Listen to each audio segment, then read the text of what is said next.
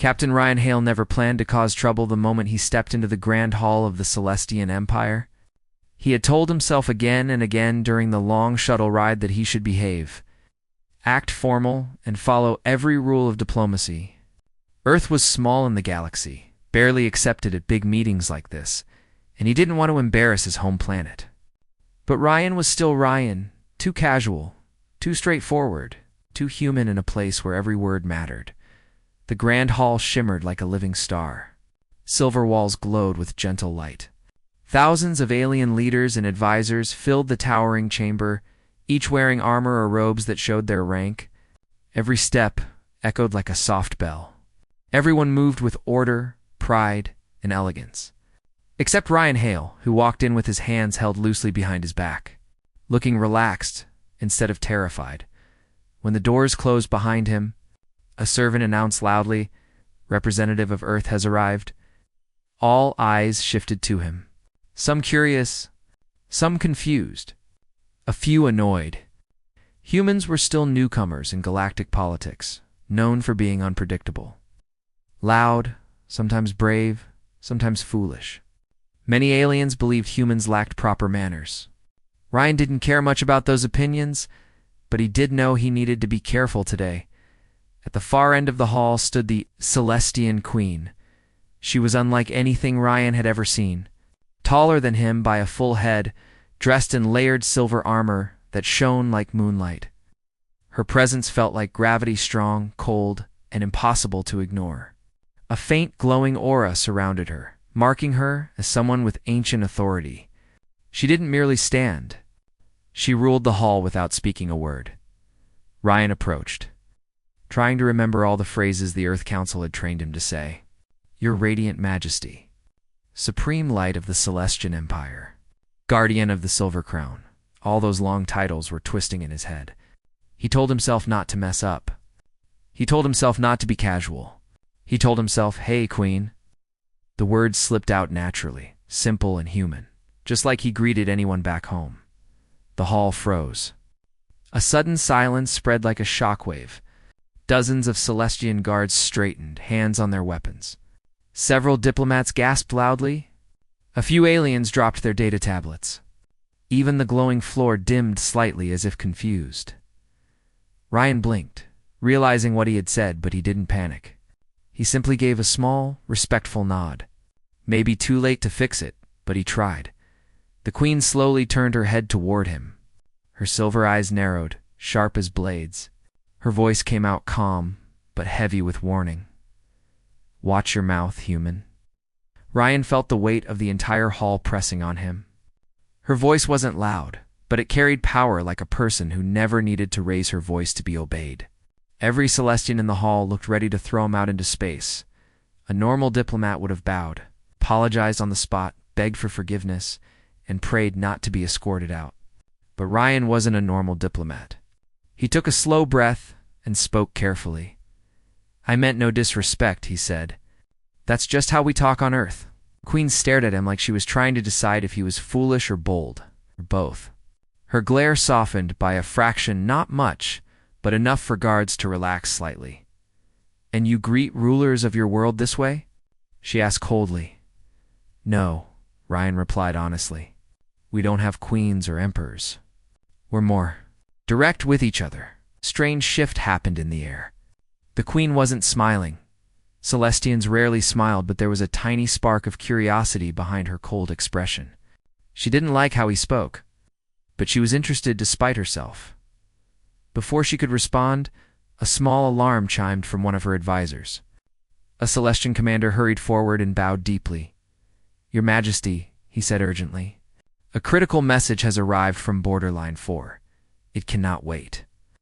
The Queen lifted her hand, giving him permission to speak. "The Vorn Dominion has moved 3 warships into our territory." A wave of whispers spread through the hall. The Vorn Dominion was a ruthless empire, known for expanding through force. Their ships were feared everywhere in the galaxy.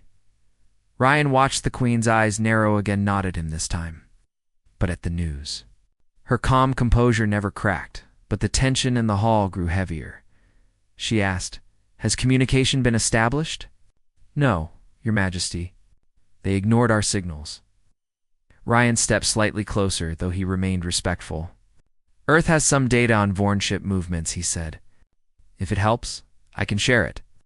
The Queen turned her gaze to him again. She looked surprised not because he offered help, but because he spoke without waiting to be addressed. No Celestian would dare. You humans are fearless, she said, but it didn't sound like a compliment or an insult. More like an observation she didn't fully understand. Ryan shrugged lightly. Fear doesn't help much in bad situations. The Queen's eyes lingered on him longer this time, studying him deeply. No one had ever spoken so casually in her presence. No one had ever looked at her like she was just another person instead of a symbol of power. He didn't kneel, bow, or tremble. He stood there like an equal something unheard within the Celestian Empire. But the moment was interrupted when another guard rushed forward with a new report. Your Majesty, the Vorn scouts have begun scanning our capital defenses. The hall erupted into murmurs again. The Queen lifted her hand, ordering silence. Her voice, cool and steady, filled the room. All foreign representatives will remain inside the palace until further notice. No ship departs, no visitor leaves the capital. Her gaze moved to Ryan last. You human, she said firmly, will stay within my protection. Earth cannot afford the loss of a representative. Ryan almost smiled. Didn't know I needed protection? A few guards stepped forward as if ready to silence him for the remark, but the Queen raised her hand quickly. She kept her eyes locked on him. You will obey, she said. Your words are bold, but your world is fragile. A single mistake can cost more than you understand. Ryan nodded without argument this time. He understood enough to know the situation was serious. The Queen gestured for her advisors to follow her. As they moved toward the strategy chamber, she paused and glanced back at him. Her expression was hard to read, but something new flickered there, something he hadn't seen before. Interest, maybe even respect. She spoke quietly, only loud enough for him to hear. Humans confuse me. Ryan gave a small, friendly shrug. We get that a lot. For the first time in her long reign, the Queen found herself unsure how to react. She turned away quickly, but Ryan noticed that her steps slowed just for a moment. As the doors to the strategy chamber closed behind her, Ryan stood alone in the hall, hearing dozens of whispers about him. Some aliens called him brave. Some called him reckless. Some said Earth had no manners and should never have been invited, but the Queen had chosen not to punish him. She had chosen to keep him near her. That alone changed the way the entire hall looked at him. Ryan didn't realize it yet, but with one simple, bold greeting, "Hey, Queen," he had shifted the political balance of the galaxy. He had caught the attention of a ruler known for her icy heart and unbreakable discipline. And though he didn't know it, Vorn Dominion wasn't moving toward Celestian space by accident. Someone had waited a long time for this moment. Someone wanted the Queen vulnerable. Someone wanted Earth involved. Ryan Hale, the human who spoke too casually, had just stepped into a storm far bigger than he understood, and the Queen he had accidentally challenged was beginning to wonder if humanity was much more dangerous and much more important than anyone had believed. Ryan Hale had never seen anything like the Celestian Palace from the inside. After the tense meeting ended, 2 silent guards escorted him through long halls made of glowing metal and floating symbols. Everything around him felt ancient, yet advanced. Like technology mixed with living art. He had been inside alien buildings before, but this place felt different. It felt like stepping into the center of a star. The guards brought him to a quiet waiting room near the Queen's strategy chamber. As soon as they left, Ryan exhaled a long breath he didn't realize he'd been holding. The whole hall earlier had felt like being stuck inside a storm, and the Queen's sharp glare still echoed in his mind. He replayed the moment he said, "Hey, Queen," and groaned. He hadn't meant to disrespect her. It had slipped out the way he talked to people on Earth, but now he was locked inside the palace because 3 Vorn warships were entering Celestian space. Ryan sat down on a floating chair. It adjusted to his weight instantly, shifting shape to support him. He leaned back and tried calming his thoughts, but the palace was too alive. The walls hummed softly. The ceiling glowed with slow-moving lights like a calm river. Somewhere far away, alarms pulsed quietly, reminding him the Queen's empire stood on the edge of danger. Every time Ryan closed his eyes, he saw the look the Queen gave him after he offered Earth's data. It wasn't admiration or anger. It was confusion, like he didn't fit inside her picture of the galaxy. He wondered if she was still annoyed, or maybe impressed, or maybe both. After a long wait, the door slid open. A Celestian advisor stepped inside, tall and thin, with a shimmering robe that looked like woven starlight. "Human representative," the advisor said. "Her Majesty requests your presence." Ryan stood quickly. "She wants to see me now. She said it is important." Ryan followed the advisor through several hallways. The deeper they went into the palace, the more serious the atmosphere grew. Guards stood in perfect formation. Commanders whispered over holographic maps. Technicians worked with speed, adjusting shields and scanning frequencies. When they reached the strategy chamber, the advisor bowed and opened the door inside. The Queen stood at a giant projection table, filled with maps of star systems, energy signatures, and Vorn ship patterns. Her armor glowed dimmer now, as if she had been working non-stop. She didn't look at Ryan immediately. She continued listening to reports from her commanders. One commander said, "We detected another Vorn ship entering through Sector 12, Your Majesty. Their formation suggests more are coming." The Queen nodded calmly. "Prepare a shield wall around the capital. Double scout patrols.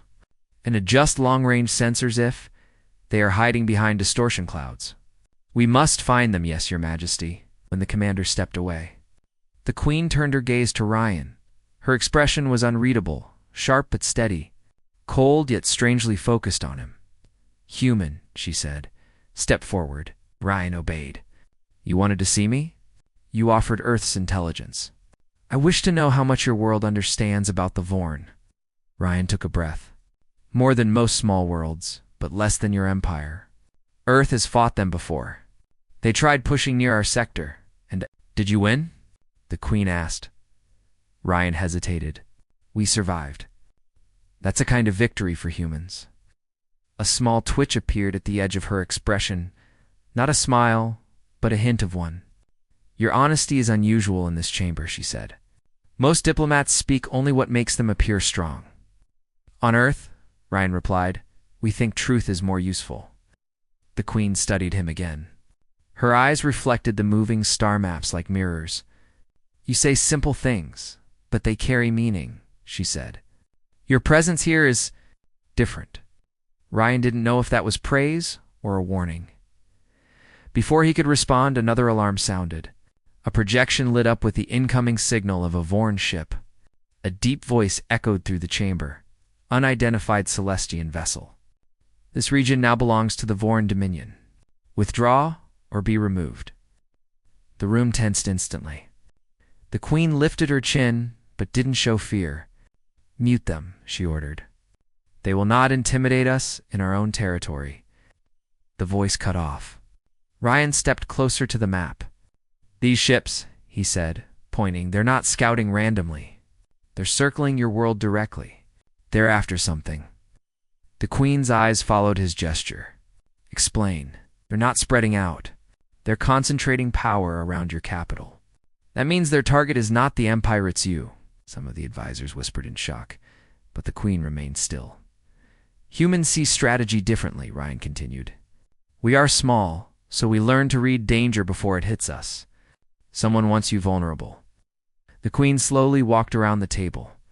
When she stopped before him, she looked directly into his eyes. "Are you suggesting a traitor inside my council?" Ryan didn't want to accuse anyone too quickly. "I'm saying someone gave them your location and timing." For a moment, the Queen looked more troubled than he expected. Not afraid, she never looked afraid, but deep in thought, as if his words connected to something she already suspected. She motioned him to follow her. They stepped aside while the rest of the council worked. The Queen spoke quietly. "Human," she said, "your disrespectful greeting earlier annoyed me. But now I understand something. You do not speak to impress me. You speak the truth as you see it. Ryan gave a small nod. Pretty much. That makes you dangerous, she added. Ryan blinked. Dangerous. Yes, you break the pattern of expected behavior. And surprises in diplomacy and war can be powerful. You are not like the others. Ryan wasn't sure how to respond to that, but before he could say anything, a sudden crash echoed from the hallway outside. The chamber doors shook. Several guards rushed forward. Your Majesty, one shouted. Enemy infiltrators detected. The Queen didn't hesitate. She lifted her arm, activating a shimmering shield around herself. Ryan felt a quick rush of adrenaline as the doors exploded inward. A group of masked Vorn infiltrators stormed inside. Carrying strange weapons that glowed with red energy, Ryan reacted without thinking. He grabbed the nearest guard's spare shield, baton, and rushed toward the Queen. He positioned himself between her and the attackers. Even though he had no armor, no training with alien weapons, and no plan except protect her at all costs, the Queen's eyes widened slightly at his move. She hadn't expected it. The attackers fired bursts of red beams across the room. Celestian guards blocked most of them with their shields, but a few shots hit the tables, sending sparks everywhere. Ryan swung the baton at one attacker who got too close. The weapon hummed with energy and knocked the enemy back. The Queen raised her hand and released a wave of shimmering force, pushing several infiltrators away. Her aura brightened like a rising star, but one attacker slipped through the chaos and aimed directly at her heart. Ryan leaped forward and blocked the shot with the baton. The blast slammed into him, throwing him to the ground.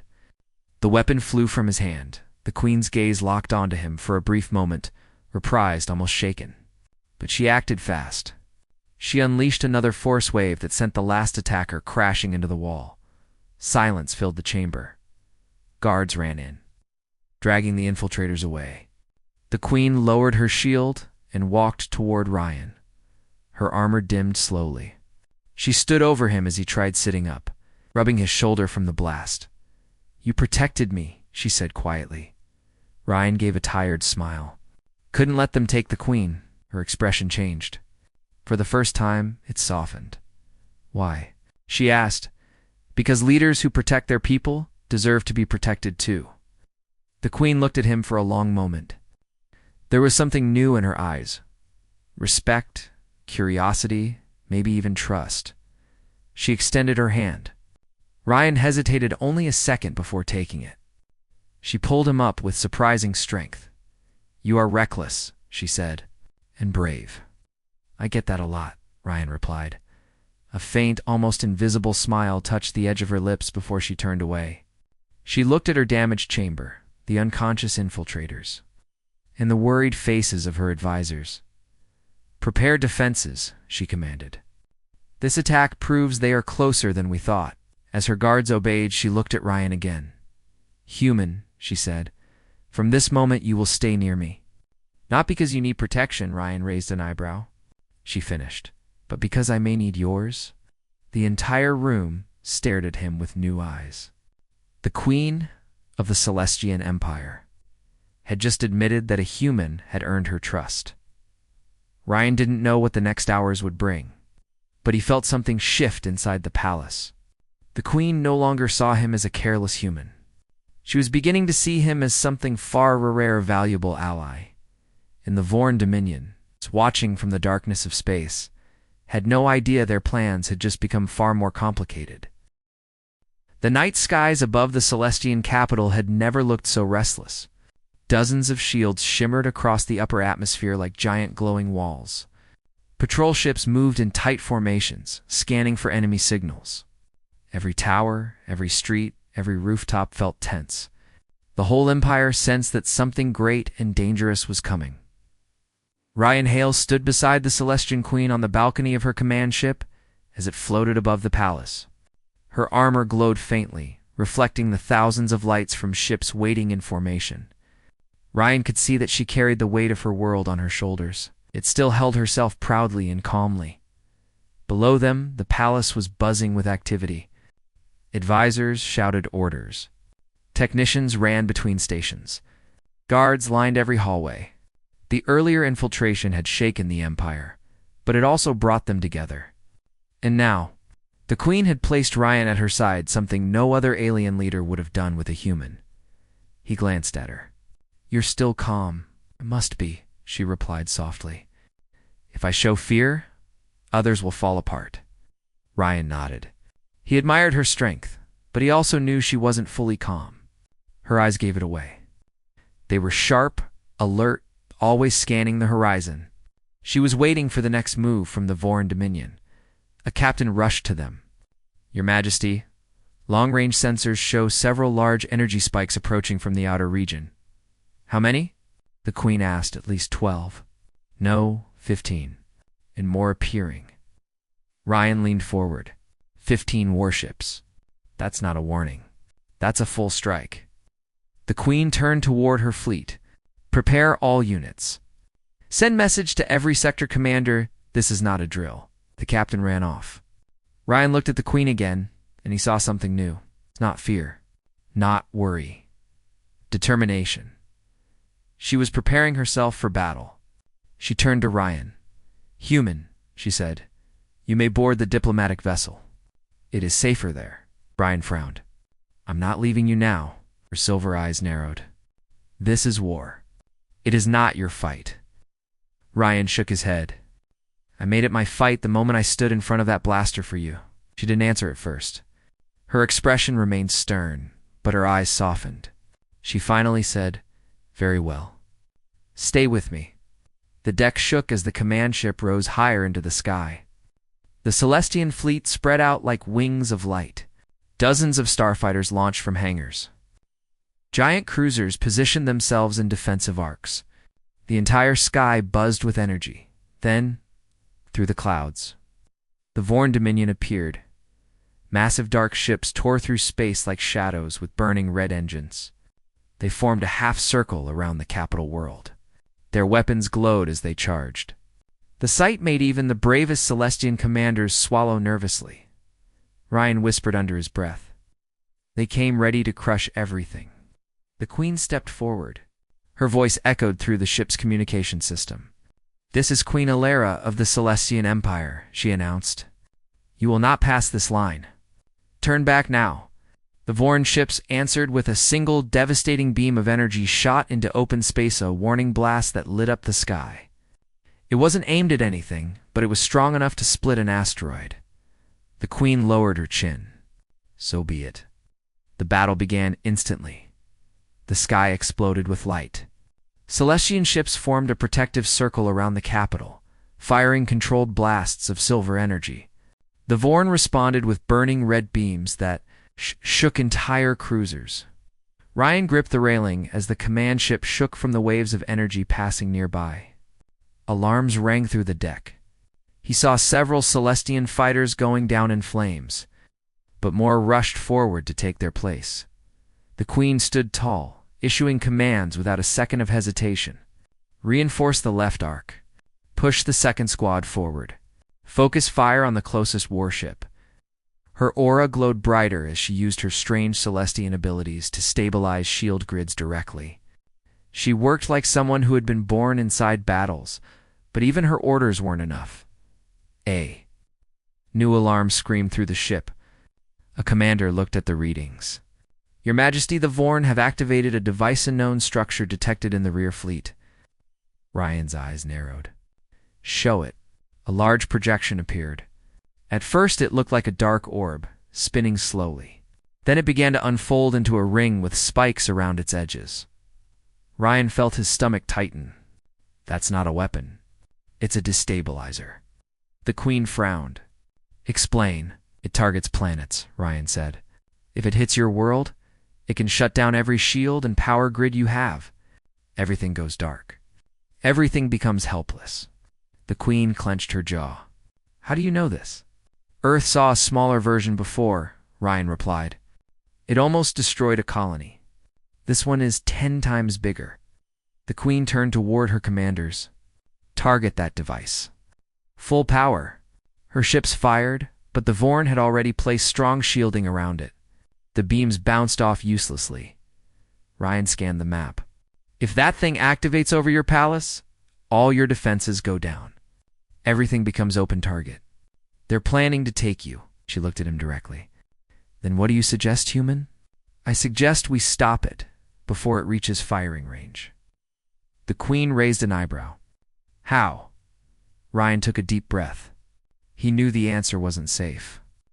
"I take a fast scout ship and intercept it manually." The Queen stepped closer. "That is suicide." Ryan shook his head. "It's survival."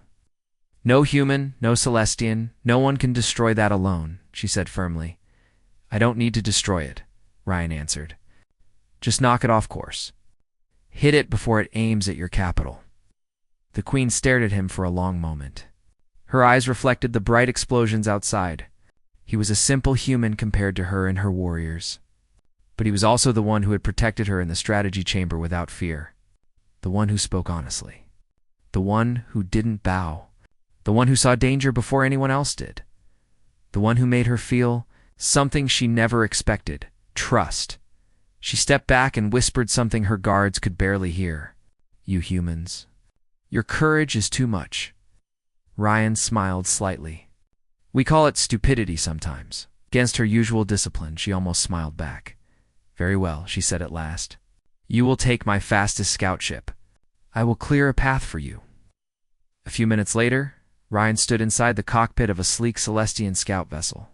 It was small, fast, and built for dangerous missions. The Queen appeared on the screen. "Human," she said. "If you fail—" "I won't," he answered. She looked at him deeply. "Return to me alive." "That is an order," Ryan nodded. "I'll try." The docking gate opened. The scout ship shot forward like a silver arrow. Ryan felt the rush of acceleration as he sped through the battlefield.